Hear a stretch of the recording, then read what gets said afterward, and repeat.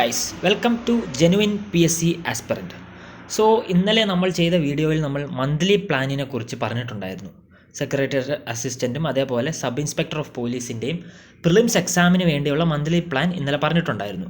ഇന്ന് നമുക്ക് വീക്ക്ലി പ്ലാനും അതേപോലെ ഡെയിലി പ്ലാനും എങ്ങനെ ആയിരിക്കും എന്ന് നമുക്കൊന്ന് നോക്കാം. സോ വീക്ക്ലി പ്ലാനിൽ ഞാൻ മൺഡേ ടു ഫ്രൈഡേ ഞാൻ ഒരൊറ്റ പ്ലാൻ തന്നെയാണ് വെച്ചേക്കുന്നത്. എന്ന് പറഞ്ഞാൽ ഇപ്പം നമ്മുടെ മെയിനായിട്ട് കണ്ടൻറ്റ് പഠിക്കേണ്ടത് ഇപ്പം പൊളിറ്റിയാണ്. അന്നത്തെ ദിവസം പൊളിറ്റി ആണെങ്കിൽ പൊളിറ്റി, അതിൻ്റെ കൂടെ എല്ലാ ദിവസവും ഞാൻ പറഞ്ഞായിരുന്നു, ഇന്നലത്തെ വീഡിയോ കണ്ടവർക്കറിയാം, മാത്സ്, മലയാളം, ഇംഗ്ലീഷ് ഈ 3 സബ്ജക്റ്റിനും മിനിമം 2 hours കൊടുക്കണമെന്ന് ഞാൻ ഇന്നലെ പറഞ്ഞായിരുന്നു.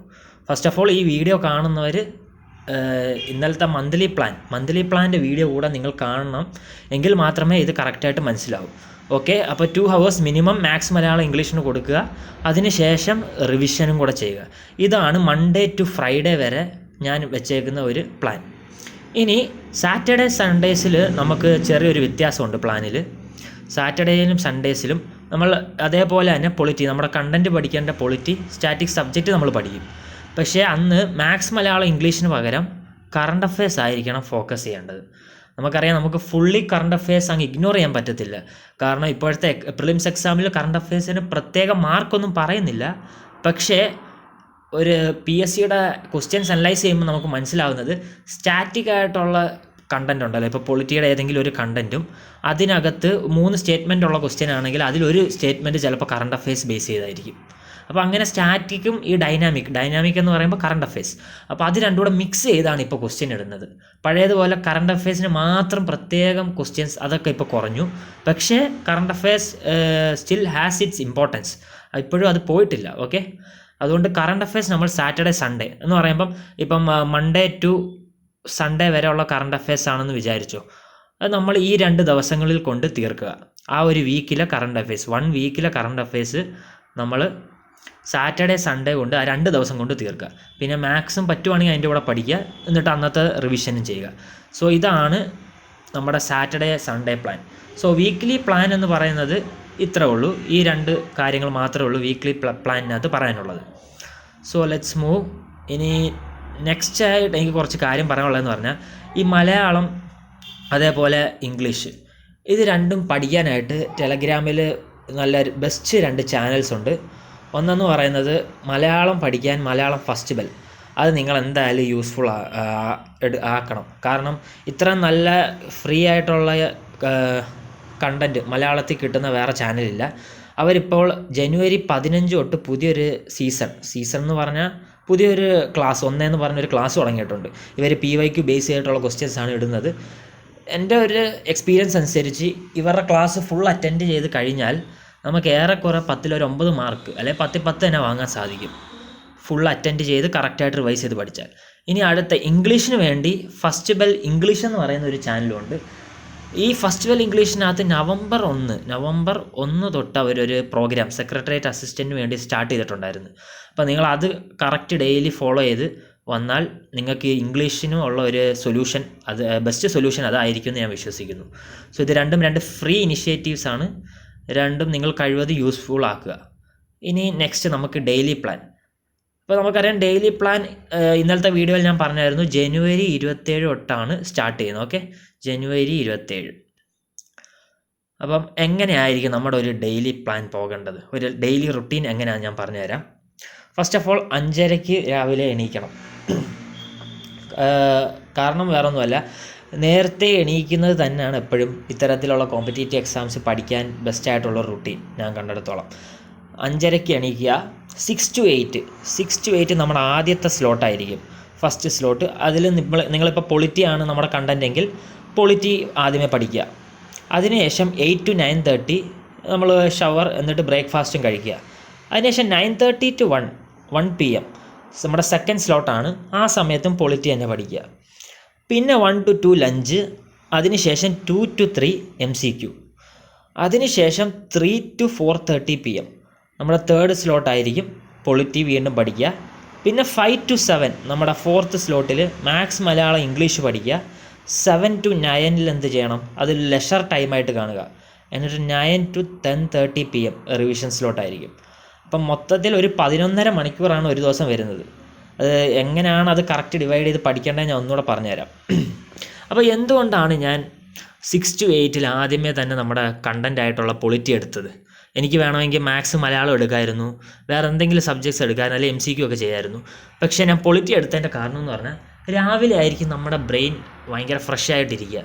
പ്രത്യേകിച്ച് വേറെ പ്രശ്നങ്ങളൊന്നും ഇല്ലാത്തൊരവസ്ഥയായിരിക്കും, രാവിലെ ബ്രെയിൻ ഫ്രഷ് ആയിരിക്കും.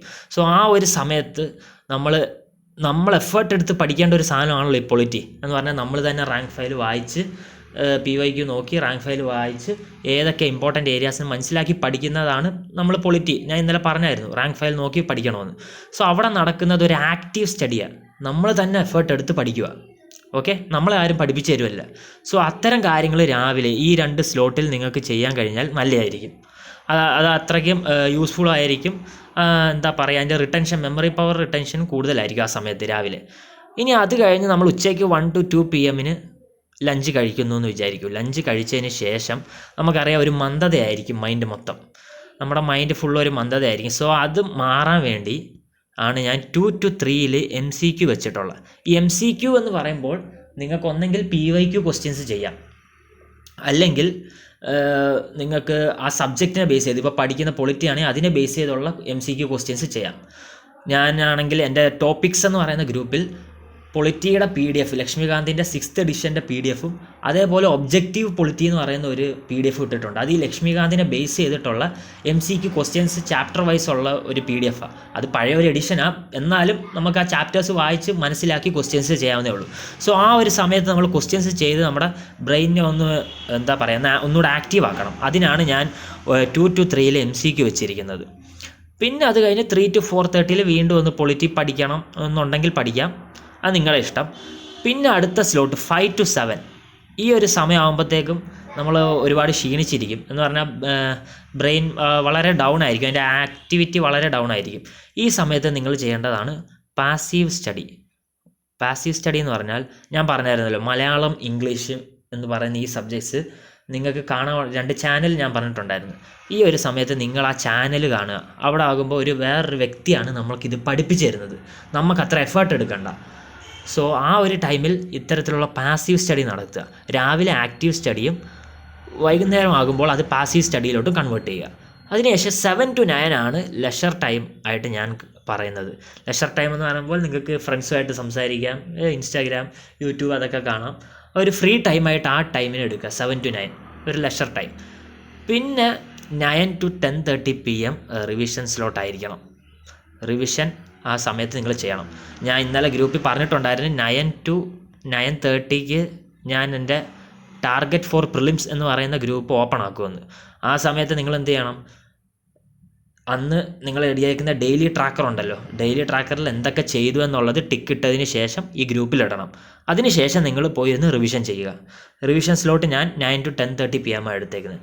പിന്നെ ഒരു റിക്വസ്റ്റ് ഉള്ളതെന്ന് പറഞ്ഞാൽ കഴിവതും ഈ 9 to 10:30 PM ഫോൺ എടുക്കാതിരിക്കുക. ഈ 10:30 ആകുമ്പോൾ തന്നെ അല്ലെങ്കിൽ 11 ആകുമ്പോൾ തന്നെ നിങ്ങൾ കിടക്കുക. എങ്കിൽ മാത്രമേ നിങ്ങൾക്ക് അടുത്ത ദിവസം 5:30 എണീക്കാൻ പറ്റൂ. ഫോൺ നോക്കിക്കഴിഞ്ഞാൽ നമ്മുടെ മൈൻഡ് അത്രയ്ക്ക് ആക്റ്റീവായിരിക്കും ആ സമയത്ത്, പെട്ടെന്ന് നമുക്ക് ഉറക്കം വരില്ല. അതുകൊണ്ടാണ് ഈ ഉറങ്ങുന്നതിന് മുന്നേ ഒരു 1 hours മുന്നേ എങ്കിലും നമ്മൾ ഫോൺ മാറ്റി വെക്കണമെന്ന് പറയുന്നത്. സോ 9 to 10:30 നിങ്ങൾ ഫോൺ അതേപോലെ ഡിജിറ്റൽ മീഡിയാസ് ഒന്നും ഉപയോഗിക്കാതിരിക്കുക. അത് കഴിഞ്ഞിട്ട് നിങ്ങൾ ഡയറക്റ്റ് പോയി ഉറങ്ങുക. എനിക്ക് എക്സ്പീരിയൻസ് ഉണ്ട്, ഞാൻ ഇത് ചെയ്ത് നോക്കിയിട്ടുണ്ട്, അതുകൊണ്ടാണ് ഞാൻ ഈ പറയുന്നത്. പിന്നെ ഞാൻ ഒരു കാര്യം പറഞ്ഞാൽ ടോട്ടൽ ടൈം 11.5 മണിക്കൂർ എടുക്കുമെന്ന്. നമുക്കറിയാം ഒരു സാധാരണ മനുഷ്യന് ഇപ്പോൾ തുടങ്ങുമ്പോൾ തന്നെ ഒരു 6 മണിക്കൂറൊക്കെ പഠിക്കാനേ സാധിക്കത്തുള്ളൂ ഇപ്പോഴത്തെ ഒരു സ്റ്റാർട്ടിങ്ങിൽ. പിന്നെ അത് 8 ആക്കണം, പിന്നെ നമുക്കതൊരു 10 വരെയൊക്കെ എത്തിക്കണം. അപ്പം ഈ ഒരു ടൈം സ്ലോട്ട് ഞാൻ ഫസ്റ്റ് സ്ലോട്ട്, സെക്കൻഡ് സ്ലോട്ട് എന്നൊക്കെ എഴുതി വെച്ചിട്ടുണ്ടല്ലോ, അത് ആക്ച്വലി എല്ലാവരും അത് കറക്റ്റായിട്ട് ഫോളോ ചെയ്യണമെന്ന് ഞാൻ പറയത്തില്ല. കാരണം നിങ്ങൾക്ക് ഇഷ്ടമുള്ള ടൈം സ്ലോട്ട് എടുക്കുക. ഇപ്പോൾ ജോലി ചെയ്യുന്നവർക്കാണെങ്കിൽ ചിലപ്പോൾ ഈ സെക്കൻഡ് സ്ലോട്ടിന് സമയം കാണത്തില്ല. അപ്പോൾ നിങ്ങൾ ഫസ്റ്റും തേർഡും സ്ലോട്ടും പഠിക്കുക, എന്നിട്ട് ഫോർത്ത് ഇങ്ങനത്തെ സ്ലോട്ട് പഠിക്കുക. ചിലപ്പോൾ തേർഡ് സ്ലോട്ടും പഠിക്കാൻ സമയം കാണില്ല അവർക്ക്, ഫസ്റ്റും ഫോർത്തിലും പഠിക്കുക. സോ അങ്ങോട്ടും ഇങ്ങോട്ടും കഴിവതും നിങ്ങൾ തന്നെ നിങ്ങളുടെ ആവശ്യങ്ങളും നിങ്ങളുടെ പ്രശ്നങ്ങളും എല്ലാം അനുസരിച്ച് നോക്കിയും കണ്ട് ഈ ഡെയിലി റുട്ടീൻ കറക്റ്റായിട്ട് മെയിൻറ്റെയിൻ ചെയ്യുക. ഓക്കെ. പിന്നെ നമ്മൾ വേറെ പ്രശ്നങ്ങളോ അല്ലെങ്കിൽ വേറെ സൈഡായിട്ട് ജോബോ ഒന്നും ഇല്ലാത്തവരാണെങ്കിൽ അങ്ങനെയാണെങ്കിൽ നിങ്ങൾക്ക് ഈ ഫുൾ സ്ലോട്ട് എടുത്ത് പറ്റാവുന്ന അത്രയും പഠിക്കാൻ ശ്രമിക്കേണ്ടതാണ് ഈ full slot. Okay, so 11.5 hours എന്ന് പറയുന്നത് അത് കൺവേർട്ടായി ഒരു 6-7 മാറും എങ്ങനെയൊക്കെ നോക്കിയാലും. പക്ഷേ എല്ലാത്തിനെക്കാട്ടി ഇമ്പോർട്ടൻ്റ് ഈ റിവിഷനാണ്. നമ്മളത് വിടരുത്. ഓക്കെ, അന്ന് എന്ത് പഠിക്കുന്നോ അത് റിവൈസ് ചെയ്തിരിക്കണം, അല്ലെങ്കിൽ ഒരു യൂസും ഉണ്ടാകത്തില്ല. ഇനി നെക്സ്റ്റ്, ഞാൻ ഇവിടെ ഒരു കാര്യം പറഞ്ഞായിരുന്നല്ലോ, MCQ എന്ന് പറഞ്ഞ ഒരു കാര്യം പറഞ്ഞ 2 to 3. ഒന്നെങ്കിൽ നിങ്ങൾക്ക് PYQ ചെയ്യാം എന്നൊക്കെ ഞാൻ പറഞ്ഞല്ലോ. ഒരു PYQ ചെയ്യാൻ പറ്റിയ ഒരു ചാനലാണ് ഞാൻ പറയുന്നത്. അതാണ് പ്രയാണം ഇന്നലകളിലൂടെ എന്ന് പറയുന്ന ചാനലിൻ്റെ ഒരു പ്രത്യേകത എന്ന് പറഞ്ഞാൽ, ഈ ചാനലിൻ്റെ അഡ്മിൻ കറക്റ്റായിട്ട് എല്ലാ ക്വസ്റ്റ്യൻ പേപ്പേഴ്സ്, അത് ജനറൽ ക്വസ്റ്റ്യൻസും അതേപോലെ സബ്ജക്റ്റ് വൈസുള്ള ക്വസ്റ്റ്യൻസും ഉണ്ട്, എല്ലാം ഇടും പുള്ളി. ഇപ്പോൾ കെമിസ്ട്രിക്കാർക്കോ ഫിസിക്സുകാർക്കോ മാത്രം പറ്റുന്ന എക്സാം ആണെങ്കിലും എല്ലാം പുള്ളി ക്വസ്റ്റ്യൻസ് ഇടും. പോരാത്തതിന് ഡിപ്പാർട്ട്മെൻറ്റൽ ടെസ്റ്റ് ഉണ്ടല്ലോ, ഡിപ്പാർട്ട്മെൻറ്റൽ തലത്തിൽ നടക്കുന്ന ടെസ്റ്റുകളും പുള്ളിക്കാരൻ ഇതിനകത്ത് ക്വസ്റ്റ്യൻ പേപ്പേഴ്സ് ഇടും. എന്നിട്ട് ആ ക്വസ്റ്റ്യൻ പേപ്പറിൻ്റെ താഴെ ഇപ്പോൾ ജനറലായിട്ടുള്ള എക്സാമുകൾക്ക് ഏതൊക്കെ ക്വസ്റ്റ്യനാണ് നമ്മൾ പഠിക്കുന്നത്, അത്തരം ക്വസ്റ്റ്യൻസ് മാത്രം പുള്ളി എടുത്ത് പറയും. കണ്ടോ, ഇതിനകത്ത് കണ്ടോ, നമ്മൾ നോക്കേണ്ട ചോദ്യങ്ങൾ 1, 5, 8. അപ്പോൾ ആ ക്വസ്റ്റ്യൻസ് വേണമെങ്കിൽ ആ സമയത്ത് 2 to 3 മണിക്ക് നിങ്ങളുടെ ബ്രെയിൻ ഒന്ന് ആക്റ്റീവ് ആക്കാൻ വേണ്ടി നോക്കാം. ഇതാ ഇവിടെ നോക്കിയാൽ കണ്ടോ, 23, ഇങ്ങനെ 3 ക്വസ്റ്റ്യൻസേ ഉള്ളൂ അതിനകത്തുനിന്ന്. അങ്ങനത്തെ രീതിയിലുള്ള ഒരു PYQ ഗ്രൂപ്പാണിത്. എനിക്ക് വളരെ ഉപകാരപ്പെട്ടിട്ടുണ്ട്, ഞാൻ അത് ഫോളോയും ചെയ്യുന്നുണ്ട്. സോ നിങ്ങളും ഈ PYQ ഗ്രൂപ്പ് കഴിയുവാണെങ്കിൽ ഫോളോ ചെയ്യുക. ഓക്കെ, ഇനി കുറച്ച് പേഴ്സണൽ സജഷൻസ് ആണ് എനിക്ക് പറയാനുള്ളത്. ഒന്നാമത്തെ കാര്യം എന്ന് പറഞ്ഞാൽ, ഇവിടെ ഒരു മിത്ത് ഉണ്ട് നമ്മുടെ ഇപ്പോഴത്തെ ഒരു ആസ്പിറൻസിനിടയിൽ. അതിപ്പോൾ UPSC ആയിക്കോട്ടെ PSC ആയിക്കോട്ടെ. പണ്ട് UPSC ആസ്പിറൻസിന് ഒരു തോന്നലുണ്ടായിരുന്നു എന്ന് പറഞ്ഞാൽ, PSC ഒന്നും നമ്മളെ കൊണ്ട് പഠിച്ചാൽ കഴിയത്തില്ല, കൂടുതലും ഫാക്ച്വലാണ്, മലയാളം ഇംഗ്ലീഷ് പഠിക്കണം, പിന്നെ ഫാക്ച്വലായിട്ടുള്ള നോളജ് പഠിക്കണം, അങ്ങനെ എന്നൊക്കെ ഒരു വിചാരം ഉണ്ടായിരുന്നു. പക്ഷേ ഇപ്പോഴത്തെ പഞ്ചായത്ത് സെക്രട്ടറി എക്സാം കഴിഞ്ഞതോടുകൂടി നമുക്ക് മനസ്സിലായിട്ടുണ്ട്, പേപ്പർ 2 ഏകദേശം കറക്റ്റ് UPSC ലെവലിലാണ് ക്വസ്റ്റ്യൻസ് വന്നത്. സോ അത്തരത്തിലൊരു മിത്ത് UPSC സ്റ്റുഡൻസിനിടയിൽ ഉണ്ടെങ്കിൽ അത് നിങ്ങൾ ബസ്റ്റ് ചെയ്യേണ്ടതാണ്. അത്തരത്തിലൊന്നുമില്ല, ആർക്ക് വേണമെങ്കിലും ഇപ്പോൾ UPSC ചെയ്ത്. എനിക്ക് തോന്നുന്നു ഏറ്റവും കൂടുതൽ UPSC ആയിട്ട് അലൈൻ ചെയ്ത് നിൽക്കുന്ന ഒരു എക്സാം ഇപ്പോൾ PSC ആണ്. ഇനി അടുത്ത മിത്ത് എന്ന് പറഞ്ഞാൽ അത് PSC സ്റ്റുഡൻസിനിടയിലുള്ളതാണ്. PSC സ്റ്റുഡൻസിന് ഇപ്പോൾ ഒരു ഇടയിൽ, ആ ഒരു ആസ്പിറൻസിന് ഇടയിൽ ഒരു സംസാരം എന്ന് പറഞ്ഞാൽ, ഇനി മുതൽ അങ്ങോട്ടുള്ള എക്സാമുകൾ UPSC സ്റ്റുഡൻസിന് മാത്രമേ കിട്ടൂ. നമ്മൾക്ക് ട്രൈ ചെയ്താൽ, ഡിഗ്രി ലെവൽ എക്സാംസാണ്, ട്രൈ ചെയ്താൽ കിട്ടില്ല, അങ്ങനത്തെ രീതിയിലാണ് ക്വസ്റ്റ്യൻസ് ലെവലൊക്കെ മുന്നോട്ട് പോകുന്നത് എന്നതൊക്കെയാണ് സംസാരം. പക്ഷേ എനിക്കറിയാവുന്ന ഒരുപാട് PSC ആസ്പിറൻസിന് നല്ല മാർക്കുണ്ട് പഞ്ചായത്ത് സെക്രട്ടറി എക്സാമിന്, 100+ ഒക്കെ ഉണ്ട്. എല്ലാവരും പറയുന്ന UPSC ആസ്പിറൻസ് മാത്രമാണ്, അല്ല, PSC ആസ്പിറൻസിനും ഉണ്ട്. അപ്പം ഒരു കാര്യം മനസ്സിലാക്കേണ്ടതെന്ന് പറഞ്ഞാൽ, നമ്മൾ ഇത്തരത്തിലുള്ള മിത്തുകൾ ആദ്യമേ ബസ്റ്റ് ചെയ്യുക. അത് ഏത് ആസ്പിറൻ്റ് ആയാലും. ഇവിടെ PSC UPSC എന്നൊരു വേർതിരിവില്ല എന്ന് ആദ്യമേ മനസ്സിലാക്കുക. രണ്ടുപേരും ഒരേപോലെ, both of you are just aspirants, അത്രേ ഉള്ളൂ എനിക്ക് പറയാനുള്ളത്. പിന്നെ രണ്ടാമത്തെ പോയിൻ്റ് എന്നുള്ളത്, consistency is the key to success. കാരണം എന്താ പറയുക, ഇതൊരു 6 മാസം അല്ലെങ്കിൽ 5-7 മാസത്തോളം നീണ്ടു നിൽക്കാൻ സാധ്യതയുള്ള ഒരു എക്സാമാണ്, പ്രിലിംസ് മെയിൻസ് എല്ലാം കൂടെ വരുമ്പം. അപ്പം ഈ എക്സാമിന് അത്രയും നാൾ നമുക്ക് കൺസിസ്റ്റൻ്റ് ആയിട്ട് വർക്ക് ചെയ്താൽ മാത്രമേ സക്സസ് ഉണ്ടാവത്തുള്ളൂ. ഞാൻ ഇതേപോലെ പ്ലാൻ പണ്ട് എൻ്റെ ഒരു ഫ്രണ്ടിന് ഇതേപോലെ ഒരു എക്സാമിന് വേണ്ടി ഞാൻ തയ്യാറാക്കിയിട്ടുണ്ടായിരുന്നു, ഇത്തരത്തിലുള്ള പ്ലാൻ. അപ്പം അത് ഇച്ചിരി ടഫായിരുന്നു എന്ന് പറഞ്ഞാൽ, പ്ലാൻ ഭയങ്കര, ഒരു ദിവസം കുറച്ച് ഒരുപാട് പഠിക്കാനും ഉണ്ടായിരുന്നു ഒരു ദിവസം, കാരണം എക്സാം അടുത്തത് കൊണ്ട് അങ്ങനെ പ്ലാൻ ചെയ്യാൻ പറ്റുള്ളായിരുന്നു. അപ്പോൾ അത്തരത്തിലുള്ളൊരു പ്ലാനിൽ ആദ്യത്തെ ഒരു 5 ദിവസം അല്ലെങ്കിൽ 4-5 ദിവസം വളരെ കൺസിസ്റ്റൻ്റ് ആയിരുന്നു ആ വ്യക്തി, 4-5 ദിവസം. പക്ഷെ പിന്നീട് എവിടെയോ ഒരു ദിവസം എന്തോ ഒരു പ്രശ്നം പറ്റി ആ പുള്ളിക്ക് അത് ഫോളോ ചെയ്യാൻ പറ്റിയില്ല. പിന്നെ ആ കൺസിസ്റ്റൻസി അങ്ങ് താഴോട്ട് പോയി, പിന്നെ ആ പ്ലാനേ പഠിക്കാൻ പറ്റിയില്ല. സോ എൻ്റെ ഒരു റിക്വസ്റ്റ് എന്ന് പറഞ്ഞാൽ, നിങ്ങൾ ഈ പ്ലാൻ ഫോളോ ചെയ്യുന്നുണ്ടെങ്കിൽ 27 ജനുവരി തൊട്ട് കൺസിസ്റ്റൻ്റ് ആയിരിക്കണം. മനസ്സിലാക്കുക, നിങ്ങൾക്ക് വേണ്ടി വർക്ക് ചെയ്യാൻ നിങ്ങൾ മാത്രമേ ഉള്ളൂ, വേറെ ആരും എത്ര വർക്ക് ചെയ്തിട്ടും കാര്യമില്ല. നിങ്ങൾക്ക് ഒരു ജോലി വേണമെങ്കിൽ നിങ്ങൾ തന്നെ വർക്ക് ചെയ്യണം, കാരണം കോമ്പറ്റീഷനും അങ്ങനെ. അപ്പോൾ കൺസിസ്റ്റൻസി 27 ജനുവരി തൊട്ട് മെയ് 10 വരെ അത്യാവശ്യമായിട്ട്, ഇപ്പോഴത്തെ അവസ്ഥയിൽ മെയ് 10 വരെ വേണ്ടതാണ്. അത് കഴിഞ്ഞിട്ട് പിന്നീട് മെയിൻസിനും പഠിക്കാനുണ്ട്, അതപ്പോൾ പറയാം എന്തായാലും. അപ്പോൾ 27 ജനുവരി തൊട്ട് നിങ്ങൾ മെൻ്റലി ഒന്ന് പ്രിപ്പയർ ആവണം. എന്തിനു വേണ്ടിയാണ്? ഇത്തരത്തിലുള്ള ഒരു പ്ലാനിലോട്ടാണ് കടക്കുന്നത്. അപ്പം കൺസിസ്റ്റൻസി ഉണ്ടായിരിക്കണം നിങ്ങൾക്ക്. അതാണ് എനിക്ക് പറയാനുണ്ടായിരുന്ന മറ്റൊരു കാര്യം. പിന്നെ വേറൊരു സജഷൻ എന്ന് പറഞ്ഞാൽ, ഞാൻ എൻ്റെ ആ ടോപ്പിക് ഗ്രൂപ്പിനകത്ത് ഈ പറഞ്ഞ പോലെ ലക്ഷ്മികാന്തിൻ്റെ 6th എഡിഷൻ ഇട്ടിട്ടുണ്ട്. പിന്നെ ഒബ്ജക്റ്റീവ് പൊളിറ്റി എന്ന് പറയുന്ന ഒരു ബുക്ക് ഇട്ടിട്ടുണ്ട്.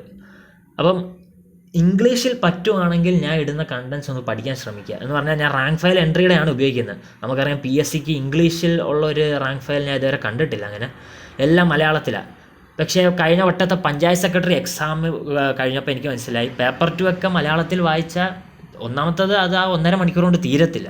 രണ്ടാമത്തത് ക്വസ്റ്റ്യൻസ് ഒന്നും മനസ്സിലാവുന്ന പോലും ഇല്ലായിരുന്നു മലയാളത്തിൽ. ഇംഗ്ലീഷാണ് കറക്റ്റായിട്ട് മനസ്സിലായത്. സോ എൻ്റെ റിക്വസ്റ്റ് എന്ന് പറഞ്ഞാൽ, ഞാൻ എന്തായാലും എൻട്രിയുടെ റാങ്ക് ഫയൽ വെച്ചായിരിക്കും ടോപ്പിക്സ് ഇടുന്നത്. അത് പറ്റുവാണെങ്കിൽ നിങ്ങൾ ആ ലക്ഷ്മികാന്ത് നോക്കി പഠിച്ചെടുക്കാൻ ശ്രമിക്കുക. എന്നിട്ട് ഇംഗ്ലീഷിൽ MCQs ചെയ്യുക, മലയാളത്തിൽ ചെയ്യാതെ ഇംഗ്ലീഷിൽ തന്നെ ചെയ്യുക. അതായിരിക്കും ഒരു ലോങ് ടേം പ്രിപ്പറേഷൻ, അതായിരിക്കും ബെസ്റ്റും. സക്സസ് റേറ്റ് കൂടാനും അതായിരിക്കും നല്ലത്.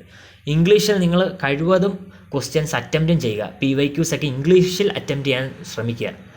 പയ്യെ നമുക്ക് ബാക്കി കാര്യങ്ങളെക്കുറിച്ചൊക്കെ പറയാം. ഇനിയും കുറച്ച് വീഡിയോസ് ഗൈഡൻസ് ഒക്കെ ഞാൻ ഇടുന്നതായിരിക്കും, അത് പിന്നീട് പറയാം. So that's all for today.